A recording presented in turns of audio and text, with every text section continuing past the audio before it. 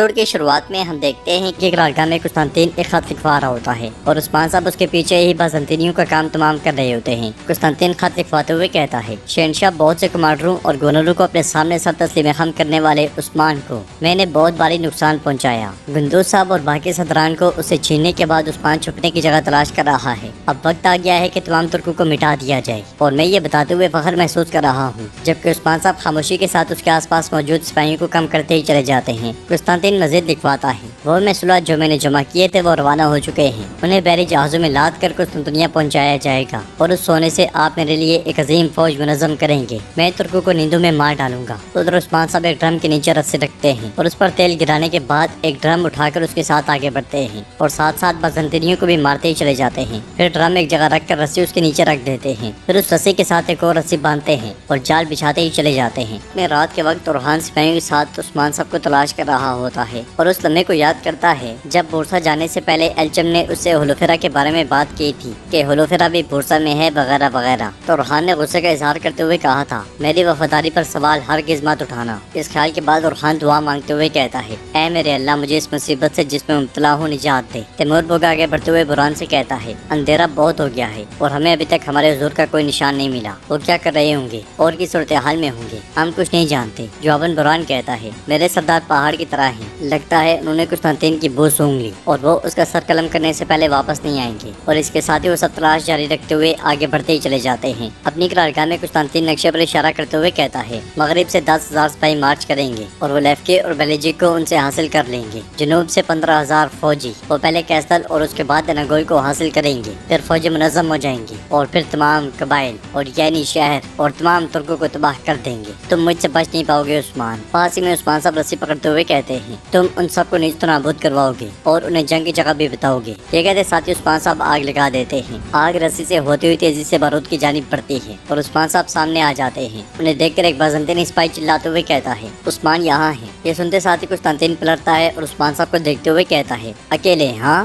تم یہاں اکیلے مرنے آ گئے ہو۔ عثمان صاحب پلٹتے ہیں تو وہ پوچھتا ہے، کیا تم بھاگ رہے ہو؟ ہاں عثمان۔ آگ تیزی سے بارود کی جانب بڑھنا شروع ہو جاتی ہے اور جب وہ عثمان صاحب کی جانب بڑھتے ہیں تو دھماکے ہونے شروع ہو جاتے ہیں، ایک کے بعد ایک زوردار دھماکہ۔ بازنطینی اور قسطنطین اڑتے اڑتے کئی گز دور جا گرتے ہیں۔ دھماکے کی آواز عثمان صاحب کو تلاش کرنے والے ان کے ساتھیوں تک بھی جا پہنچتی ہے۔ کنور کہتا ہے، یہ کیسا دھماکہ ہے؟ تو اورحان مسکراتے ہوئے کہتا ہے، لگتا ہے بابا کو ان کا مقام مل گیا ہے، چلو سپاہیوں۔ یہ کہتے ساتھ ہی وہ سب بھاگ پڑتے ہیں۔ ادھر کچھ بازنطینی سپاہی عثمان صاحب پر حملہ کر دیتے ہیں اور 2 بازنطینی سپاہی جب قسطنطین کو لے کر پیچھے ہٹتے ہیں تو وہ چلاتے ہوئے کہتا ہے، میں واپس آؤں گا عثمان، میں واپس آؤں گا۔ عثمان صاحب مسلسل اس کے سپاہیوں کو کاٹ رہے ہوتے ہیں اور قسطنطین بھاگ جاتا ہے۔ کافروں کو مارتے ہوئے عثمان صاحب کہتے ہیں، تو بھاگو بھاگو۔ یہ کہتے ساتھ ہی وہ پاس موجود نقشہ میز پر رکھ دیتے ہیں اور کہتے ہیں، میں جانتا ہوں کہ تم کہاں جا رہے ہو۔ یہ کہتے ساتھ ہی وہ خنجر نقشے میں گاڑ دیتے ہیں اور مزید کہتے ہیں، تاہم تم مجھ سے بچ نہیں سکو گے۔ پھر تلوار اٹھا کر التوتان کو پکارتے ہیں تو ان کا گھوڑا ان کی جانب آ رہا ہوتا ہے۔ پھر عثمان صاحب خنجر اور نقشہ وہیں پہ چھوڑتے ہیں اور گھوڑے پر سوار ہو کر نکل پڑتے ہیں۔ سردی قبیلے میں سردار یعقوب محمد سے کہتا ہے، اندھیروں میں گرے ہوئے بہت سے قبائل عثمان کو روشنی کی کرن سمجھتے ہوئے اس کے گرد جمع ہونے لگے ہیں، یہاں تک کہ وہ یا رکوہ کی حدود تک پہنچ گئے، لیکن وہ جلدی دیکھیں گے کہ ان سے غلطی ہوئی ہے۔ تو محمد کہتا ہے، وہ پہلے ہی جان چکے ہیں بابا، کوئی نہیں جانتا کہ عثمان زندہ ہے یا نہیں، وہ خوفزدہ ہیں۔ سردار یعقوب کہتا ہے، تم ٹھیک کہتے ہو، ہم ان ڈرے ہوئے لوگوں کو پناہ دیں گے، عثمان کے ساتھ کھڑے قبائل اور اس کے پیروکار سب دیکھیں گے۔ محمد پوچھتا ہے، ہم یہ کیسے کریں گے بابا؟ جواباً سردار یعقوب کہتا ہے، عثمان اکیلا ہے، اس کے پاس اس مصیبت سے نکلنے کا کوئی راستہ نہیں ہے، اسے پہلے وہ حاصل کرنے دو جس کا وہ حقدار ہے، اس کے بعد ہم دیکھیں گے۔ تم اپنی نظریں کئیوں پر جمائے رکھو۔ اس لمحے کیوماز وہاں پہ آتا ہے۔ سردار یعقوب سے پوچھتا ہے، عثمان کی طرف سے کوئی خبر؟ تو کیوماز کہتا ہے، کوئی نہیں حضور، وہ ابھی تک لاپتہ ہے۔ یہ سن کر سردار یعقوب خوش ہوتے ہوئے کہتا ہے، اگر کوئی اپنے بساط سے بڑے دریا میں غوطہ لگائے گا تو ڈوبنا اس کا مقدر ہوگا، وہ ایک مشکل صورتحال میں ہے۔ کیوماز مزید کہتا ہے، حضور ایک اور بات بھی ہے، کراسے صاحب انہوں نے ابھی تک عثمان صاحب کے ساتھ اتحاد جاری رکھا ہوا ہے، حتیٰ کہ یہ بھی سنا ہے کہ انہوں نے ہی عثمان کو گاد سے بچایا۔ سردار یعقوب غصے سے کہتا ہے، تو وہ ابھی تک عثمان کی حمایت جاری رکھے ہوئے ہیں، چونکہ تم بار بار غلطی کر رہے ہو تو پھر تمہیں بھی عثمان کے ساتھ صفحہ ہستی سے مٹا دیا جائے گا کراسے۔ تو محمد کہتا ہے، وہ عثمان کے حمایتی بن کر اس کے پیچھے چل پڑے ہیں اور درمیان کے خلاف کھڑے ہو گئے ہیں۔ سردار یعقوب کہتا ہے، میں کل کوتاہیا جاؤں گا، عثمان اور کراسے دونوں سے से उसकी अदायगी वसूल करूंगा। तुम भी अपना काम खत्म करके मेरे पास आओगे, लेकिन पहले ये मालूम करो कि उस्मान को क्या हुआ है। अगर उस्मान जिंदा हुआ तो जो कुछ मैं उसके साथ करूंगा उस्मान की हालत मौत से भी बदतर हो जाएगी। उधर सुबह के वक्त घोड़े पर सवार कुस्तांतीन भाग रहा होता है। खौफ उसके घोड़े की रफ्तार से आया होता है और उस्मान साहब भी उसका पीछा कर रहे होते हैं और उसे देखते हुए कहते हैं, तो तुम सोना हासिल करने जा रहे हो? हाँ, फिर तुम्हारी जान लेकर तुम्हें दिखाऊंगा कि तुम्हारा माल तुम्हारे किसी काम का नहीं। उधर हम देखते हैं कि काय कबीले के ढोल जोर जोर से बजते हैं और जख्मी हंसी औंधे मुंह घोड़े पर पड़ा हुआ कबीले में दाखिल होता है। अलाउद्दीन भी खवातीन के साथ खेमे से बाहर आता है और ये मंजर देखकर भागता हुआ हस्तियों के पास जाता है और उसे घोड़े से उतारने के बाद बिठा देता है और जल्दी से उसे पानी पिलाता है। एल्चम कहती है, उन्हें पता चल गया है कि ये एक जासूस था,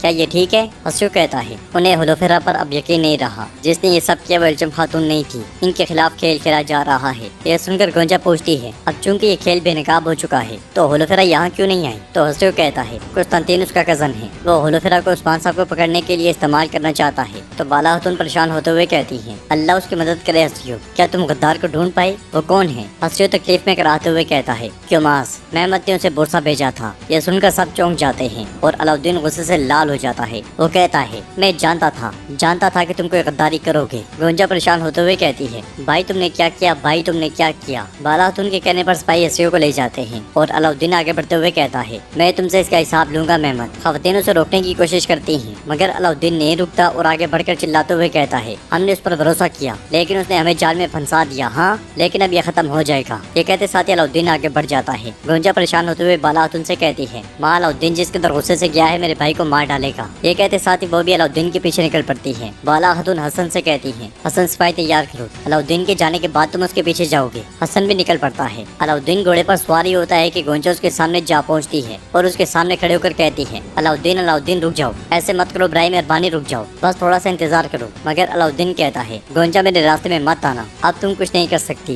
गोंजा कहती है, अलाउद्दीन मैं तुम्हें रुकने का नहीं कह रही, लेकिन इसके अंदर गुस्से के साथ मत जाओ। अगर तुम इसके अंदर गुस्से के साथ वहाँ जाओगे तो कुछ बुरा हो सकता है। रुक जाओ अलाउद्दीन, रुक जाओ। मगर अलाउद्दीन कहता है, मेरे बाबा, मेरे भाई, हुलोफेरा, उन सब की जान खतरे में है। मेहमत की वजह से जो अपने गुस्से में अंधा हो गया है, लेकिन मैं जानता हूँ कि ये गफलत में डूबी आंखें कैसे खोलनी है। ये कहते साथ ही अलाउद्दीन घोड़े को दौड़ा देता है और कबीले से निकल जाता है। गोंजा भी नहीं रुकती और घोड़े पर बैठते साथ ही उसके पीछे जाती है।